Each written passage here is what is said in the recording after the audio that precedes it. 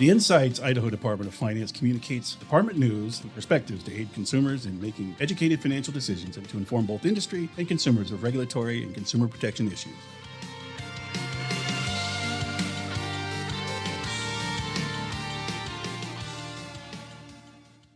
Hello, welcome to the 11th episode of Insights by the Idaho Department of Finance.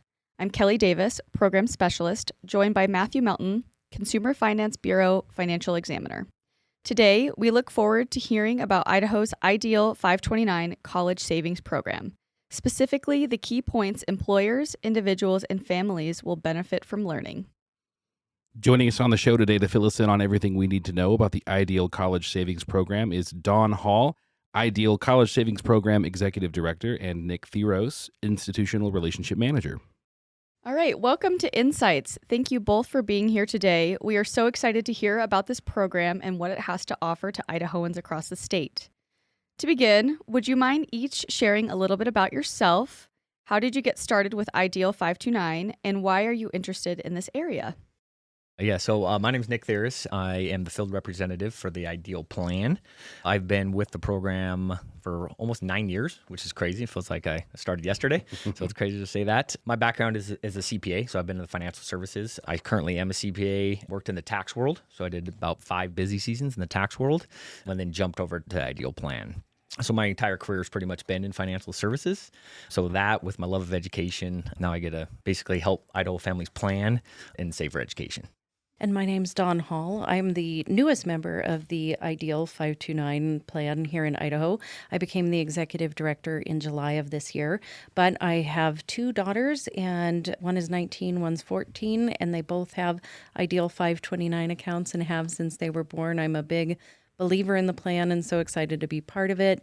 I'm an Idaho native, and I'm just really excited to be able to help Idaho students further their educations and do the best that they can in life. So. That sounds great. Well, thank you so much, again, both of you for joining us. Let's talk about the Ideal 529 account. Let's start with the basics. What is it? What are the most prominent benefits of it? I think I've seen it around before. I was never quite sure myself. So maybe can you walk us through kind of an overview of this program? Absolutely. Yeah, you bet. So Ideal is Idaho's official 529 education savings program. These are tax-advantaged 529 accounts that are designed specifically to help individuals and families save and invest for their loved ones' educations. 529s came about through the Internal Revenue Code, and Congress enacted these in 1996. And nearly every state has a 529 program, and Idaho started Ideal in 2001.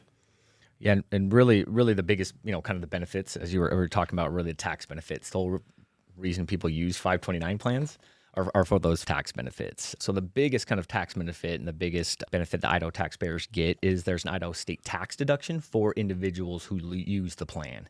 So as Don said, every state in the country has one. This is specific for Idaho taxpayers. So you have to be an Idaho taxpayer, and you have to put money into an Idaho 529 account. And once you do those 2 things, right, which is pretty easy to accomplish, you then get to deduct annually up to $12,000 of your contributions if you're married filing joint, and up to $6,000 of your contributions if you're a single filer. It's one of the bigger or the most generous tax benefits in the country, which is great for Idaho taxpayers. And then one of the nice things about the deduction is you don't actually have to be the account owner to receive the deduction. You just have to contribute into an Idaho account. So if it's friends and families, grandma and grandpas, aunts and uncles that are contributing in the account, if they're an Idaho taxpayer, they get the additional benefit of deducting those funds off their Idaho state taxes. And then lastly, you also get tax-deferred growth while your money is in the account, right? And then you also get tax-free withdrawals for qualified expenses. And we'll get into those qualified expenses, I think, here coming up here shortly. But if you use your money for a qualified expense, then your growth is going to come out federal and state tax-free. Oh, that's interesting. So to what you said about multiple family members having access to the one account, I don't have kids myself, but I have nieces and nephews Absolutely. And that sort of thing. Yep. So if my sister, their mom sets up a 529, I can throw some in for their birthday, or grandma and grandpa can throw some in just at any time, and everybody can contribute to this account. Absolutely. Yeah. And we actually have this great program called UGift, where when you open an account, you get a code that's unique to that account, and you can send that code out to friends and family. And then they can just take that code, plug it in online, and electronically gift funds directly into kids' accounts. So wow. It's a really, really cool option. As a parent of 2 kids, it's one of my favorite options, features of the plan. Put that in the old graduation notice, Exactly. a little QR code to the, to the account. So I like it. That's a really cool option. And you, as the uncle, get the tax deduction. Hey, I'm keeping that part, kids. Yeah, Sorry. right. That's great. So this is an education-specific account. This is different than just a regular savings account, right? It's specific to that. So what sort of things can you use this ideal savings account on? That's a great question. And actually, that's expanded over the last few years. So it's very versatile these days. The primary thing, of course, is, post-secondary education. And that includes 2-year and 4-year universities and colleges. But it also includes vocational and technical schools, career retraining schools, dual credit courses, graduate schools. And again, in the past few years, it has been expanded so that you can use it on K through 12 tuition only there, $10,000 per year per student, but that's great if your kids are in a private school or something along those lines. Additionally, you can use it for apprenticeship programs if they are federally registered. And another new feature is that you can use them for student loan repayments, which is another wonderful feature. So if you're past your education days, but you still have some student loans to repay, again, you can get that tax benefit for yourself or a beneficiary, and there's a $10,000 lifetime limit on that per individual. Oh, that's big time. So if I have, like, my niece is graduating high school, maybe it's a little late to get on for her high school education, or maybe she's got her college all figured out, but you can put this savings account toward the student debt. Correct. Wow, Correct. that's great. It's a little limited because it is $10,000 per lifetime, right? That you can pull out, but it's still an option. You can get your tax benefit, your tax deduction, and then still get that and pay off some of those student loans. That's a big chunk, 10 grand anyway. Yeah, that's exactly. great. That's awesome. And I know with this, there also is some opportunity for employers to have these benefits. So what are some of the benefits to employers who may be considering offering a matching program so their employees can really get the bang for their buck for this? Yeah, and they're basically what I do for the company is most of my time is spent with working with employers. And so there's kind of two ways that an employer can offer the ideal plan. The first one is a payroll direct deposit. It's a free, easy, voluntary benefit they can offer. Right? And it basically allows them to have their employees pull money directly from their paychecks. It is a true post-tax direct deposit, so it's that simple. No pre-tax payroll deduction, right? So it's very, very simple. And then the nice thing about that is studies show that employees who save with a direct deposit save 75% more if they have that direct deposit option. So it's really a cool option for employers. And then the second kind of option is a more hands-on option for employers, and it's actually a tax credit that they can get for them contributing into employees' accounts. So they can actually take a tax credit, 20% tax credit up to $500 per employee, and then those employees can actually deduct that amount off of their Idaho state taxes. Oh, wow. So this is a tax credit for employers as well as the tax deduction for the employees contributing. Exactly. Wow. Exactly, right? So there's kind of those two ways, kind of the easy, free option, right? Very simple to offer, and then the kind of more hands-on, but it's a great way for employers to attract and retain employees with that option.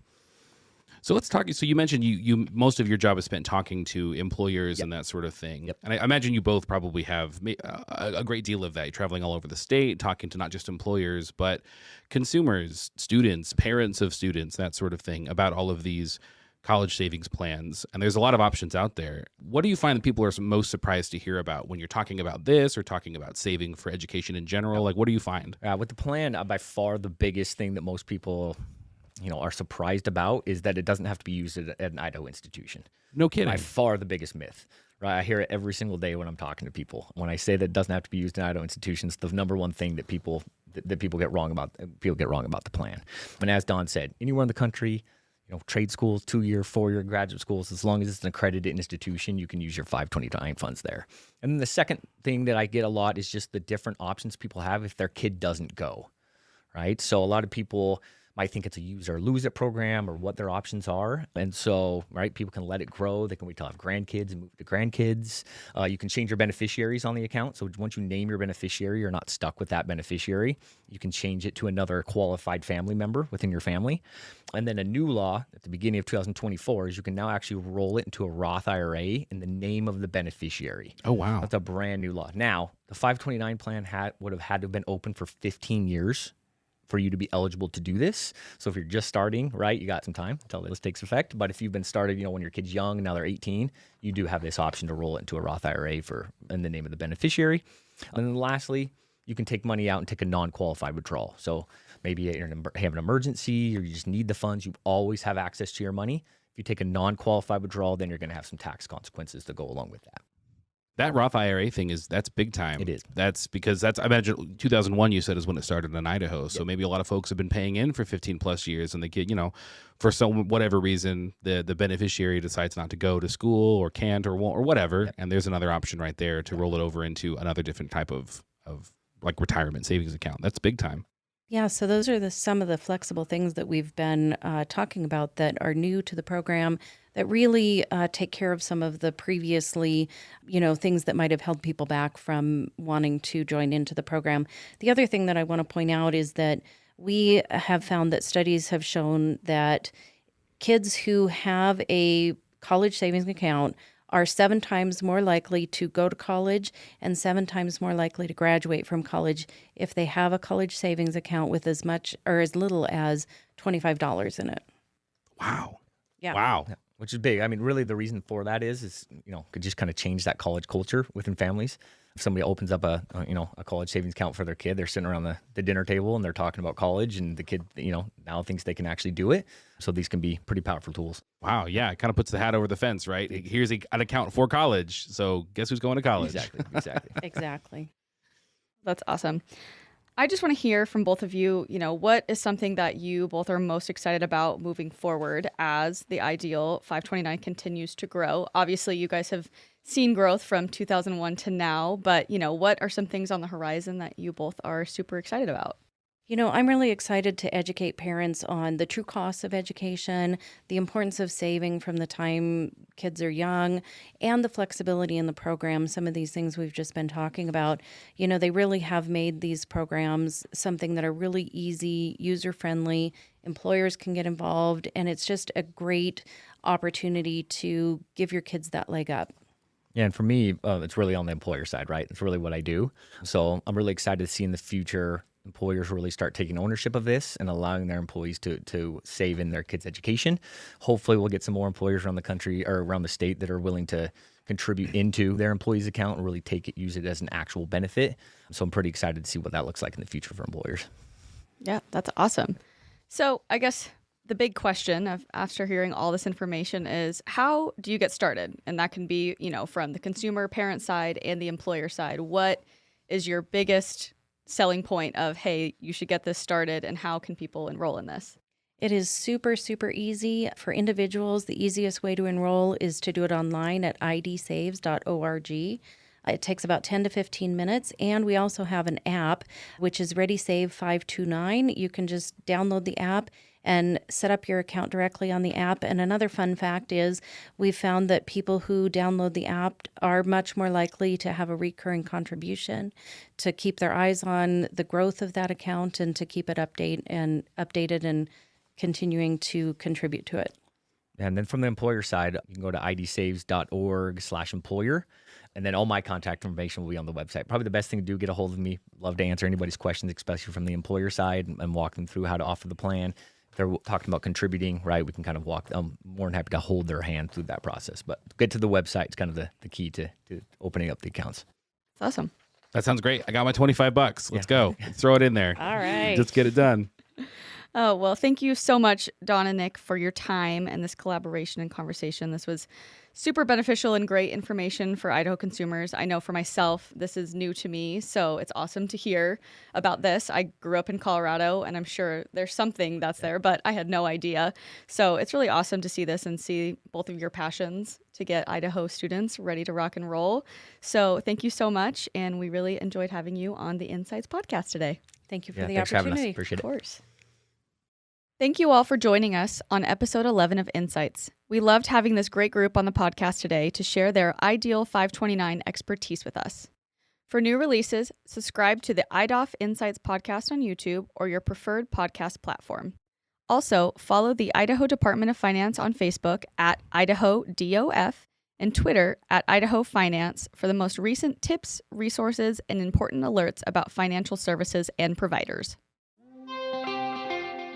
We welcome suggestions for future podcast topics that are important to our stakeholders and all Idaho consumers. Please consider forwarding suggestions and feedback to our email, finance@finance.idaho.gov. The Department of Finance reminds our listeners that we are committed to safeguarding the financial health of Idahoans through the appropriate oversight of diverse financial institutions, as well as the education and protection of consumers. For more information on financial literacy topics and or additional information, please visit our website at www.finance.idaho.gov.